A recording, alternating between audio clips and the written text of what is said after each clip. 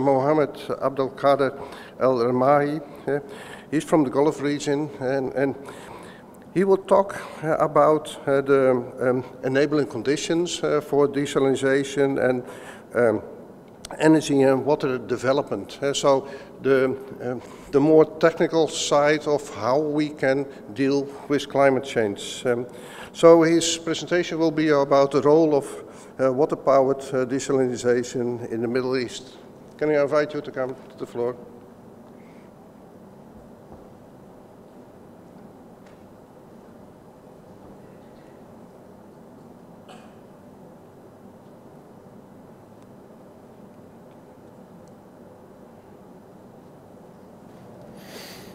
So thank you, ladies and gentlemen, and I hope you enjoy the events of today. I would like to share with you the experience we have in Abu Dhabi, United Arab Emirates, in what we call renewable energy-powered water desalination. And my presentation revolves around the practical experience that we have been undertaking in the Gulf states, particularly in United Arab Emirates, and what are the contributions we are currently undergoing to take desalination to the next phase, where desalination used to be an option. I believe desalination is the way forward currently for many countries around the world for a sustainable, secured supply of water for all future sustainable urban development. In my presentation,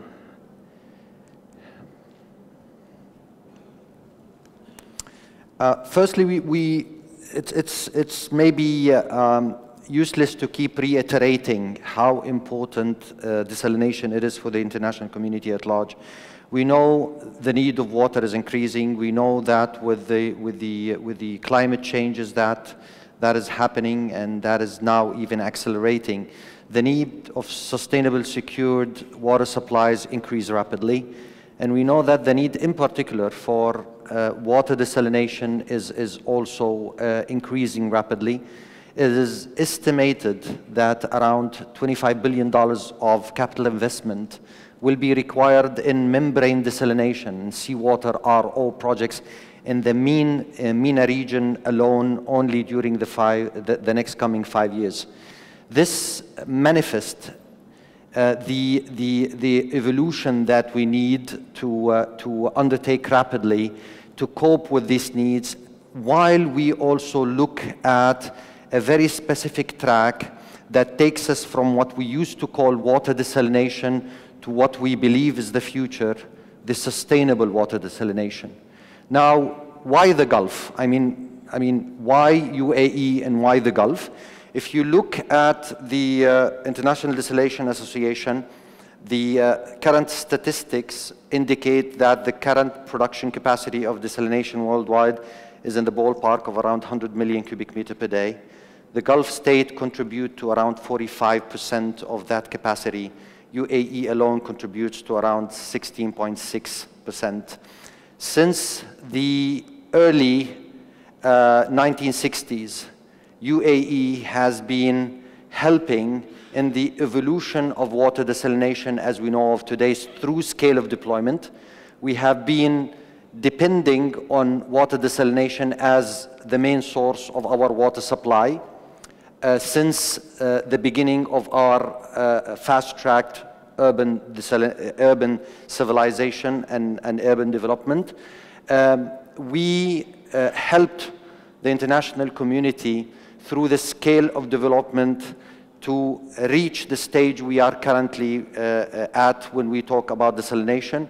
In addition to that, we also were the very first to start with the PPP model and introduce the independent water and power production or producers model into the privatization process that took place back in the late 1990s.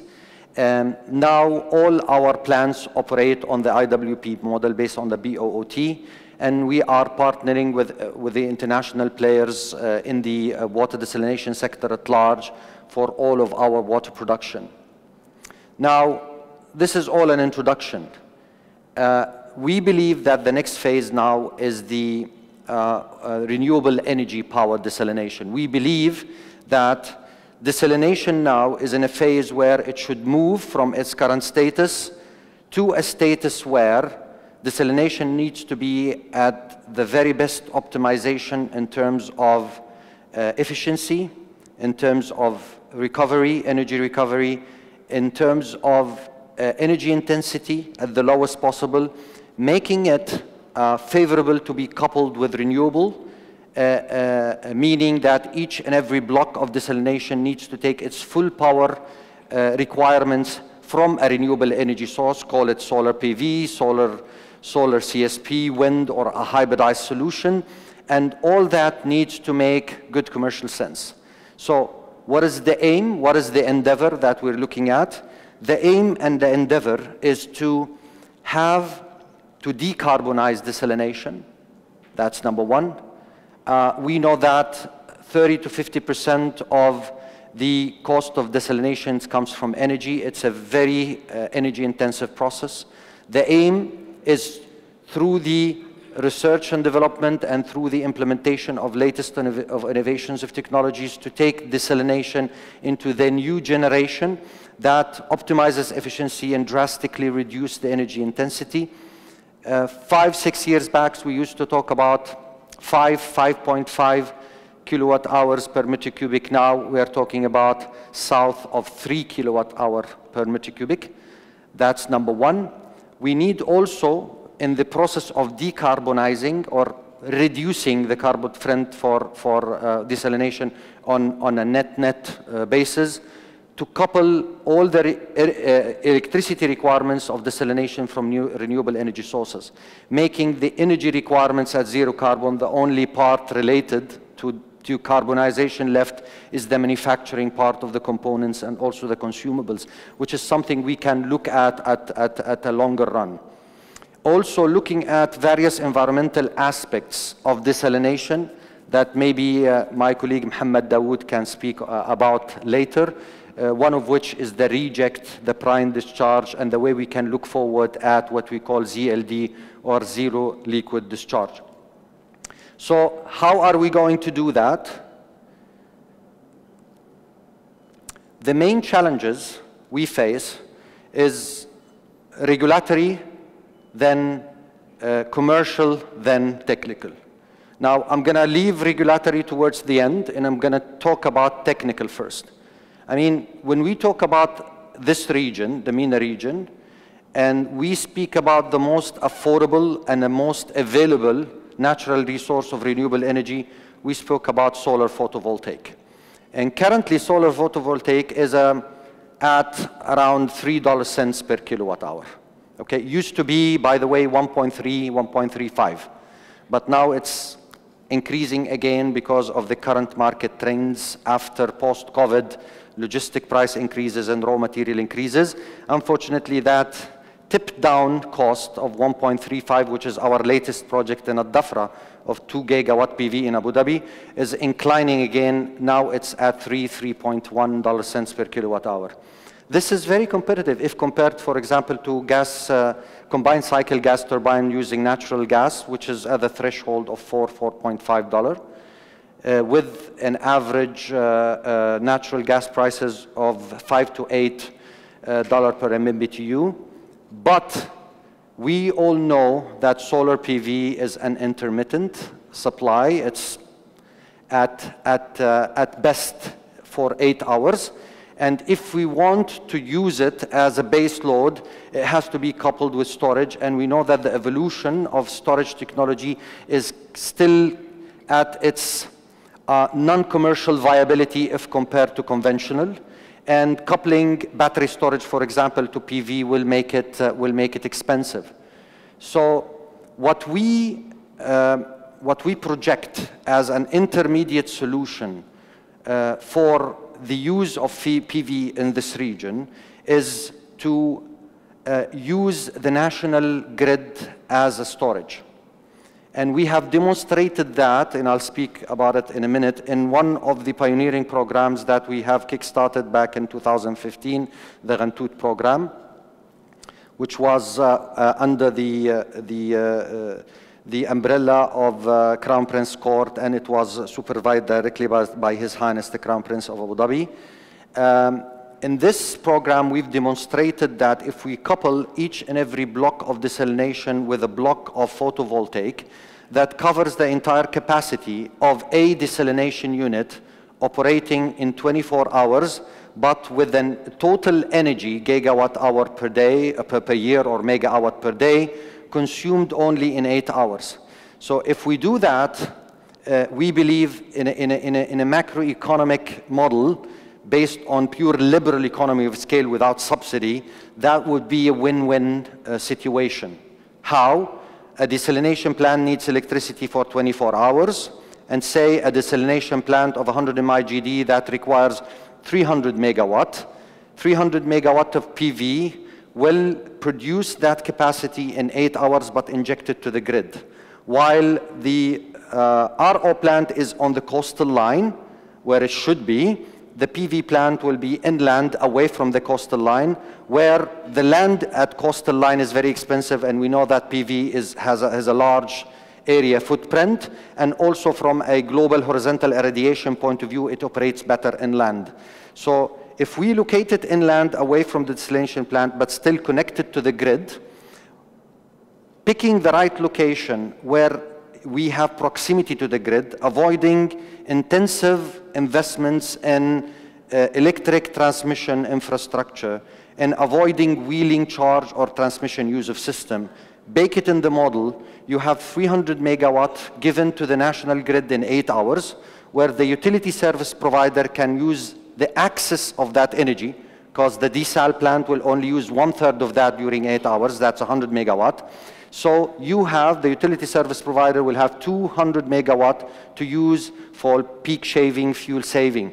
And I've been working in a utility service provider before joining Masdar, and I know that one of the main challenges that we always face is the challenge of peak load, where we need to burn additional fuel at a very high peak market price. We believe that this solution provided an ideal economic model, where if combined together, we have a desalination plant using the latest generation of RO, membrane desalination, that is fully powered. All the entire energy capacity requirement is provided by a solar PV, can still be cost competitive, and can still compete favorably in an open tender with any best practice conventional RO plant.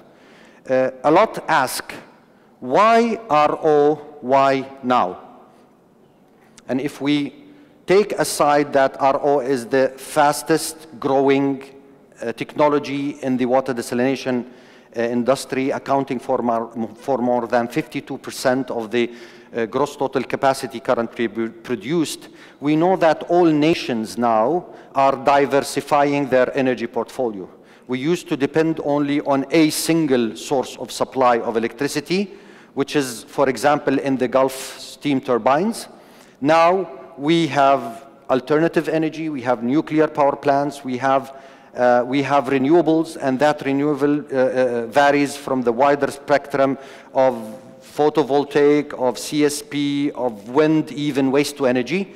Now that entails the decoupling between the thermal, the famous MSF and MAD, and the energy production. Plus the variance between demand-supply curves of water and energy makes it inevitable to finally work on these two tracks, water production and energy production, totally independently. Masdar is an arm of Mubadala Investment Company, one of the largest international sovereign investors in the world. Our current investment book value is in the ballpark of around $245 billion worldwide, and our current credit rating is AA Moody and AA2 Fitch. Masdar is the arm of Mubadala in renewable and sustainable development area, And we are currently present in more than 30 countries with a gross a production capacity of 13 gigawatt, a book value of $20 billion. We believe that with our track during the past 16 years plus in clean and renewable energy, we are also starting to establish our track in what we call now the sustainable water desalination, where we are promoting the latest and greatest of innovations in membrane desalination, particularly the seawater RO, coupled with renewable to be the effective and practical solutions moving forward. We've launched back in 2015 a demonstration project called the Ghantout Water Program, Renewable Energy Water Desalination Program, where we've opted to partner with 5 internationally renowned companies to promote this endeavor, to promote this strategy. And when we launched the program back in 2015, we attracted the interest of around 171 organizations and companies worldwide. And finally, we've shortlisted 18 and signed with 5.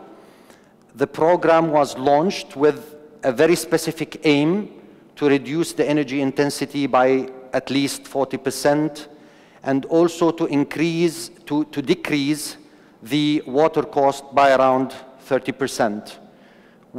After signing the agreement, we've signed with 5 companies, with Suez, a capacity of 100 meter cubic per day, with Sidon Veolia, 300 meter cubic per day, with Abengoa, 1,000 meter cubic per day, all RO systems, and with Trivi systems in FO, forward osmosis.